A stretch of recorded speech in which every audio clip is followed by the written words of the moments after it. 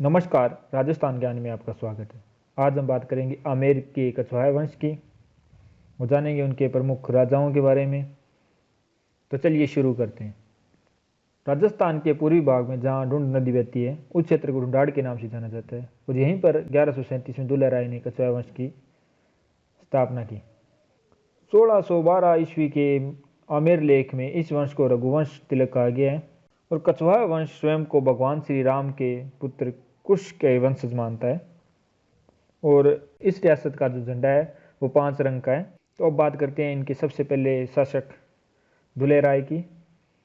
दुल्हे राय सोढ़देव जी जो मध्य प्रदेश के नरवर क्षेत्र के शासक थे, उनका पुत्र था।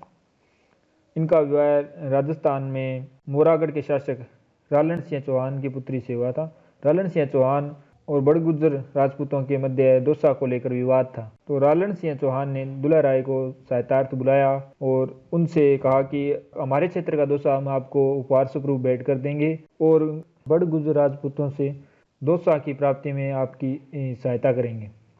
दुल्हे राय ने इनकी बात मान ली और दोसा पे आक्रमण कर दिया। दुल्हे राय की विजय हुई और इन्होंने दोसा को अपनी राजधानी बनाया। इसके बाद 1170 में मीणों से युद्ध करते समय दुल्हा राय मारा गया व इसका पुत्र कोकिल देव अगला शासक बना। 1207 में कोकिल देव ने आमेर मीणाओं से छीन लिया और उसे अपनी राजधानी बनाया, जो अगले लगभग 520 वर्ष तक कछवाहा वंश की राजधानी रही।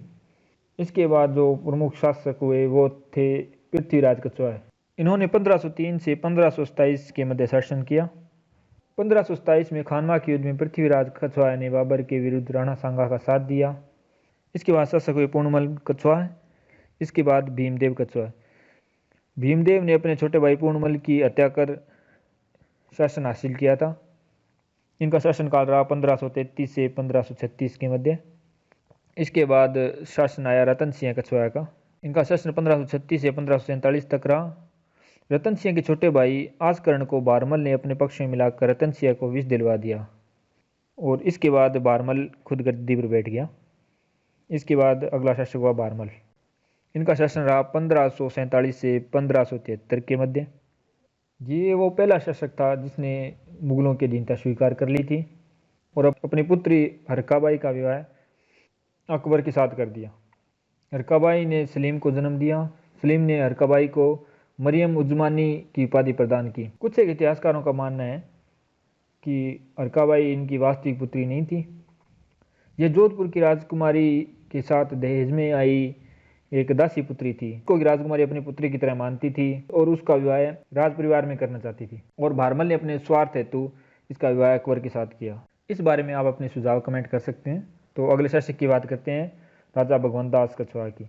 इनका शासनकाल रहा 1573 से 1579 के मध्य। ये मुगल मनसबदार थे। अकबर द्वारा इन्हें 5000 का मनसब प्राप्त होता था।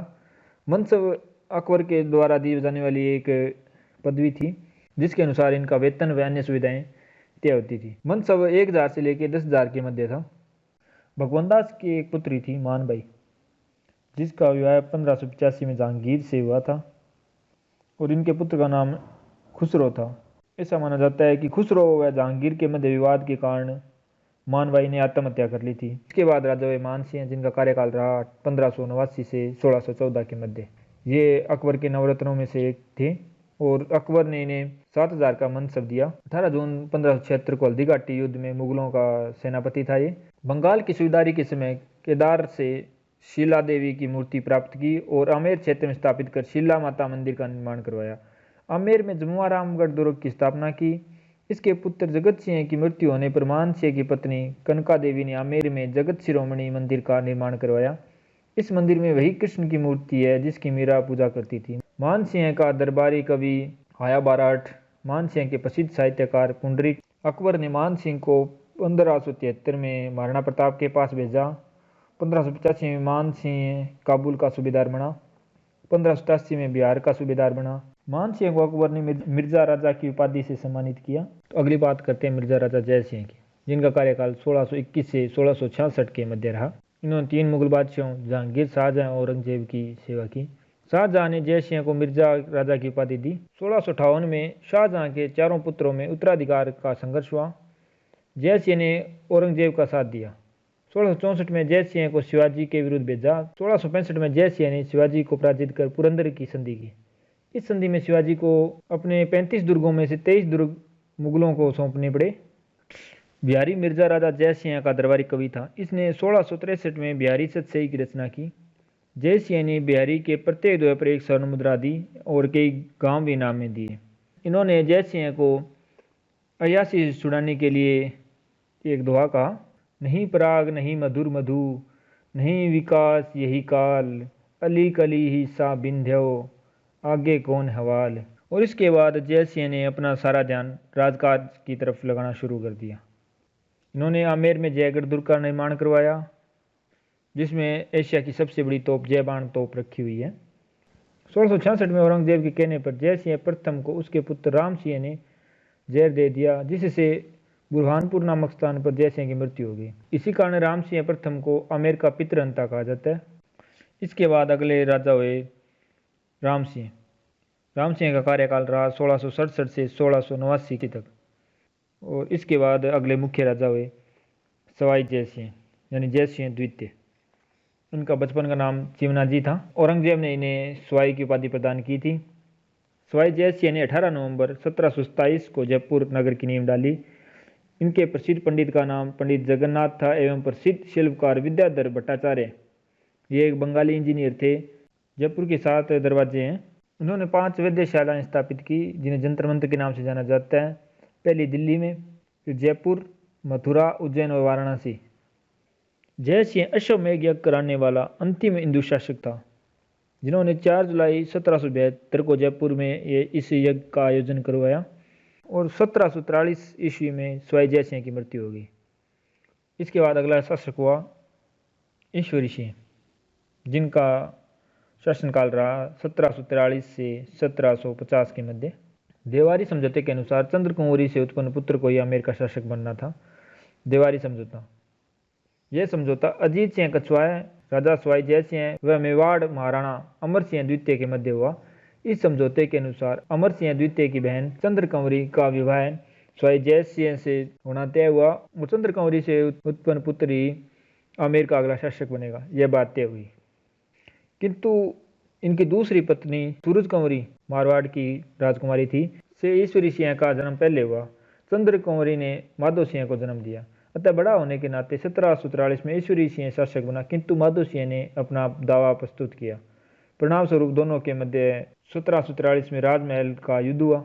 माधो सिंह के साथ मराठे थे। ईश्वरी सिंह की विजय हुई। ईश्वरी सिंह ने जयपुर में, इस विजय के उपलक्ष्य में ईश्वरी सिंह ने जयपुर में ईसरलाट का निर्माण करवाया। यह एक विजय स्तंभ के रूप में है। यहाँ अपराधियों को मृत्युदंड दिया जाता था। यहीं पर ही चित्रकार साहब राम द्वारा बनाया गया ईश्वरी सिंह का आदम कद चित्र है। 1750 में माधव सिंह से परेशान होकर ईश्वरी सिंह ने आत्महत्या कर ली। अगला शासक हुआ सवाई माधो सिंह, जिनका कार्यकाल रहा 1750 से 1768 के मध्य। इनके समय में टोंक के निकट रणथंभौर पर अधिकार को लेकर जयपुर सेना व होलकर सेना के मध्य युद्ध हुआ, जिसमें मराठा सरदार मल्हार राव होलकर पराजित हुआ। इसके बाद अगला शासक हुआ सवाई प्रताप सिंह, जिनका कार्यकाल रहा 1778 से 1803 के मध्य। प्रताप सिंह भगवान गोविंद जी को जयपुर का स्वामी मानता था और स्वयं को उनका दीवान। इसी कारण उनके आदेश का आरंभ श्री दीवान बचनाथ शब्द से होता था। प्रताप सिंह के समय में विभिन्न क्षेत्रों में 22 विशेषज्ञों की संगोष्ठी थी, जिसका नाम 22 भरमार था, जैसे 22 कवि, 22 ज्योतिषी, 22 संगीतज्ञ आदि। सवाई प्रताप सिंह ने 1799 में हवा महल का निर्माण करवाया। हवा महल के वास्तुकार लालचंद उस्ता थे। हवा महल भगवान श्री कृष्ण को समर्पित है। इसकी बाहरी आकृति भगवान कृष्ण के मुकुट के जैसी है। हवा महल 5 मंजिला है। इसके बाद राजा हुए महाराज जगत सिंह। इन्होंने 15 जनवरी 1804 को अंग्रेजों से संधि की।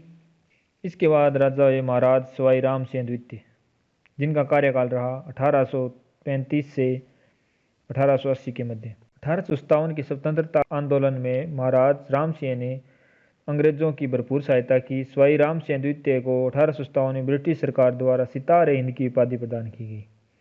1857 में राम सिंह द्वितीय ने राजस्थान स्कूल ऑफ आर्ट्स की स्थापना की। राम सिंह द्वितीय ने रामगढ़ बांध एवं राम सागर झील का निर्माण करवाया। 1868 में राम सिंह द्वितीय ने जयपुर को 11वें रंग में रंगवाया, जिसे आम बोलचाल की भाषा में पिंक कहा जाता है। स्वाई राम सिंह द्वितीय के समय 4 फरवरी 1876 को जयपुर में प्रिंस अल्बर्ट आए तथा 16 फरवरी 1876 को अल्बर्ट हॉल की नींव रखी। इसके बाद अगले राजा हुए स्वाई माधो सिंह द्वितीय। 1880 से 1922 तक स्वाई माधो सिंह द्वितीय ने मुबारक महल का निर्माण करवाया। यह जयपुर में मेहमान नवाजी के लिए बनाई गई इमारत है। वर्तमान में यह सिटी प्लेस म्यूजियम के रूप में प्रसिद्ध है। राजस्थान की देशी रियासतों में डाक टिकट एवं पोस्ट की शुरुआत सर्वप्रथम 1904 में जयपुर रियासत में माधो सिंह द्वितीय ने की। वो इसके बाद कार्यकाल आया महाराज स्वाई मान सिंह द्वितीय का। ये जयपुर के अंतिम शासक थे। ये 8 सितंबर 1922 को राजगद्दी पर बैठे और इनका प्रधानमंत्री मिर्जा इस्माइल था। ये भारतीय सेना में मानद लेफ्टिनेंट जनरल तथा ब्रिटिश सेना के कैप्टन थे। मान सिंह पोलो के अच्छे खिलाड़ी थे। सन 1933 में मान सिंह सबसे पहली बार पोलो टीम लेकर विदेश गए। जून 1970 में पोलो खेलते हुए घोड़े से गिर जाने के कारण लंदन में इनका निधन हो गया। चतुर्थ चरण में 30 मार्च 1949 को जयपुर संयुक्त राजस्थान में सम्मिलित हो गया तथा महाराज राजप्रमुख के पद पर आसीन हुए। इस पद पर 31 अक्टूबर 1956 तक रहे। इसके बाद भारतीय संविधान में राजप्रमुख का कोई पद नहीं रखा गया। तो ये थे आमेर के कछवाहा वंश के बारे में कुछ तथ्य। अभी के लिए बस इतना ही।